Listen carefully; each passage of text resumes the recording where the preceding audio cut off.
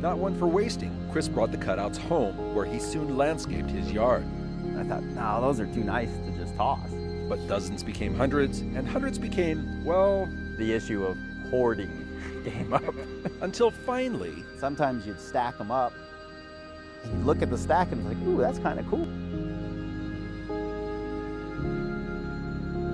And creating, one piece at a time. This is spiritual for you. Yeah, it is. It is. I can honestly say that.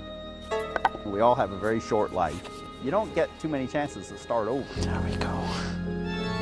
So if you have a good idea, or if you have something that you enjoy, you got to keep going in that same direction. If you change directions too often, you're not going to get very far.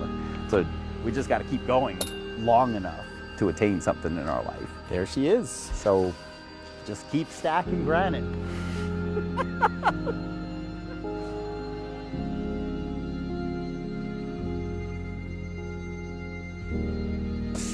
Here's another new one.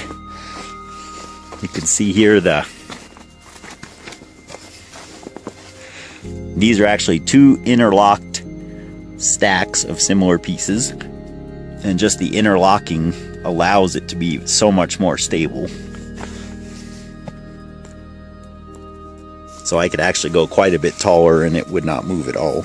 And I'm using it also as a shelf to put rocks from a certain place on.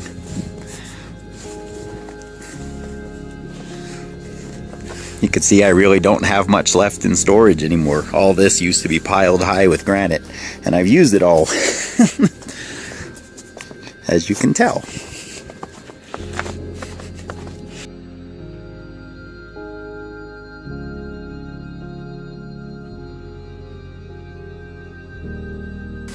And this one here, I'm still not sure how it'll end up, but right now it's being made in the shape of an obelisk. It's about 25% hollow. You can see that it's spaces. Most of my sculptures are where I start at the center and build outwards, and this one's the opposite. I actually start on the perimeter and build inwards. So it gives it a whole different effect. The edges are perfectly straight, but they slope inwards at about 1/16 of an inch per layer. So I'm assuming it's going to end up about probably 5 times taller than what it is now. Whether I ever get enough granite to finish it is the other question.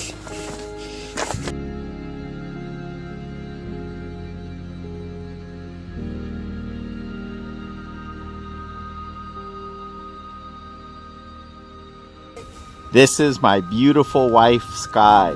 I have enslaved her for the day. 130 bucks. She's charging me 130 bucks, which is a smoking deal. Today is Granite Day. I think it's January 17th. And this is the pile.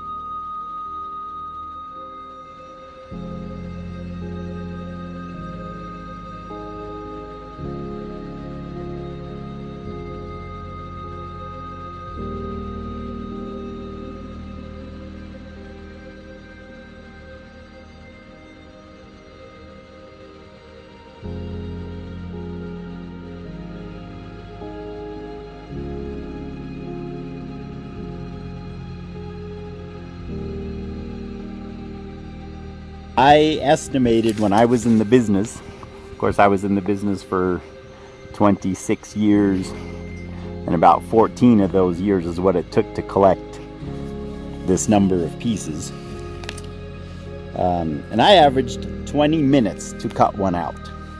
So not including setting the piece up or marking it out or measuring or anything like that, but actually turning the grinder on and cutting. This again, that average changes. You know, if lighter, softer materials may be a little faster, and some of the ones that are actually real quartz or agate. Believe it or not, we have cut agate and jasper slabs. Some of those took well over an hour to do.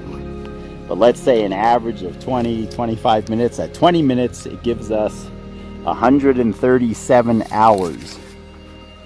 That's me standing there with the grinder actually sinking the blade into the stone.